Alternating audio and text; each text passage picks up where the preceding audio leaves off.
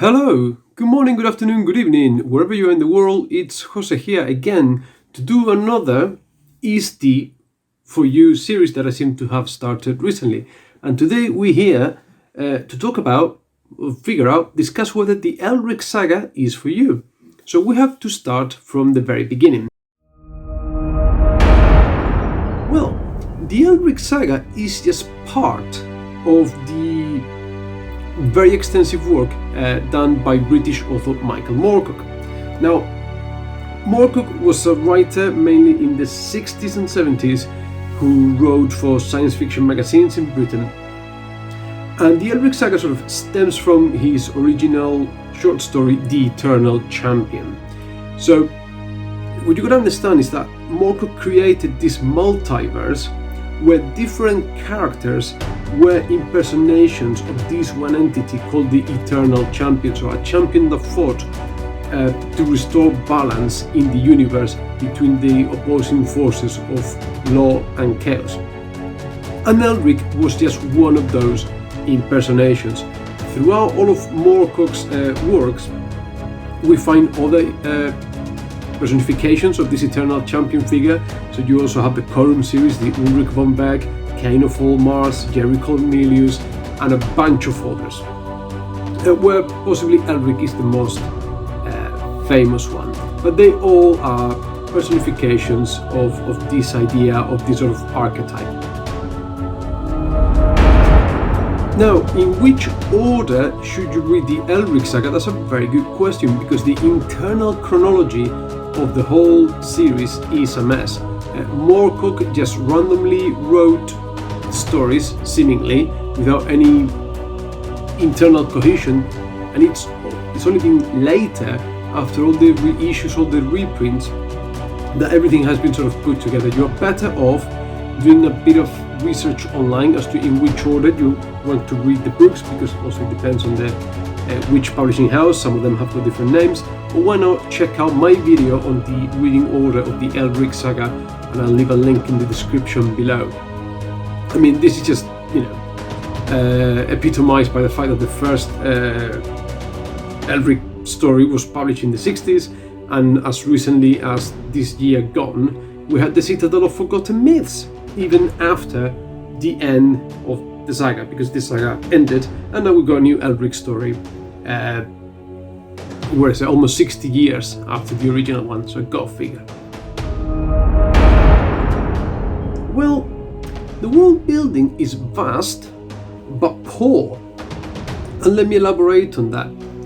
Most of the issues with the Elric Saga arise from the fact that they are short stories written for consumption in magazine format, and they had to pack a lot of action in a short space of time, and that is not without its benefits, but also not without its negative consequences, because I think it's fair to say that all these stories are a plot of a character, plot of a detail kind of story. So a lot happens, but nothing is really greatly detailed. The world is huge because you've got the multiverse. Some of the characters intersect throughout the series. Characters, I mean these Eternal Champions. So the actions take place in a sort of parallel reality, real Earth. Most of them happen in the War of the Young Kingdoms, where the mythical city of Melnibone, the home nation of Elric, is set. But there's just not enough space for the world to sort of grow organically. So what are the characters like? Well, like I said before, it is a plot of a character series. Elric is presented in the first story, Elric of Melnibone, and he pretty much remains the same dour, cynical, bitter character all the way to the end. And so are the supporting characters. Even though through all the trials and tribulations, all the upheavals that Elric goes through, he is kind of pretty much one and the same thing. And things only get interesting when you get snippets of the multiverse, when you are in one of the short stories,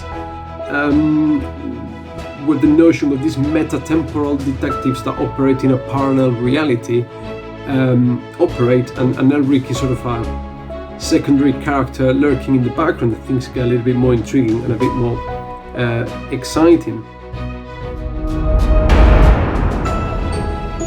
I've said the whole saga is a plot of a character sort of thing, so are the plots good? Is it well constructed? Is everything narratively cohesive? And the answer is no again. The whole thing is full of and riddled with plot conveniences and deus ex machina moments, and it really is not good at all. And really, I think that is a fair assessment. Michael Moorcock himself has said, and I've said this in my previous reviews of the individual books of the series, that he was a bad writer with good ideas, and that is a very fair assessment. I think it demonstrates a level of self-awareness on the part of Moorcock that is actually quite true and accurate.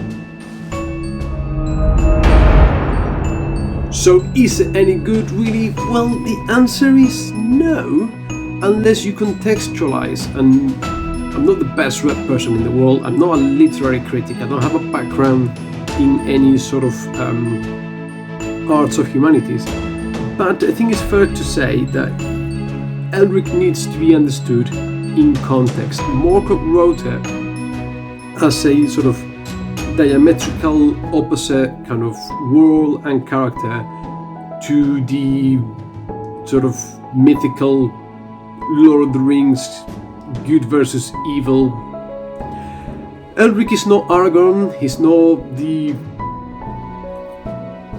well-to-do, morally superior, morally correct, always knowing what the best decision is character. He really isn't. He's a flawed, drug-taking, morally questionable sort of character, and possibly back in the day, in the very infancy of the fantasy genre as we know it today, Elric was something very, very different, and the notion of the multiverse again was very groundbreaking, which sort of, got hold and took root, and it was repeated and copied in other aspects of writing and literature, such as the DC universe, Brandon Sanderson and Brent Weeks, and possibly other authors.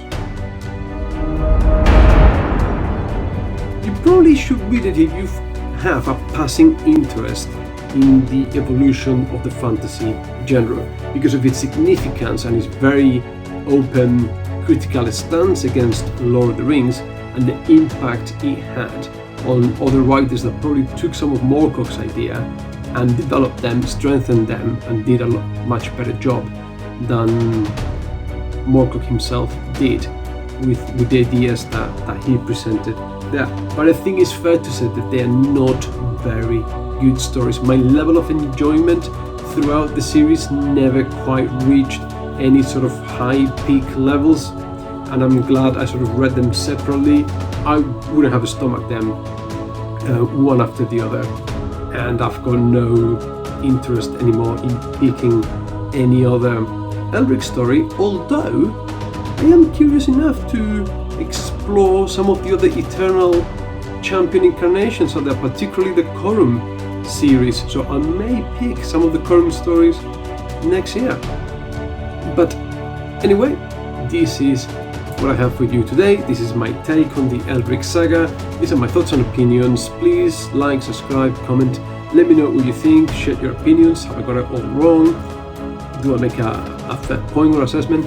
Please let me know, comment, take loads and loads of care. I'll see you soon. Bye.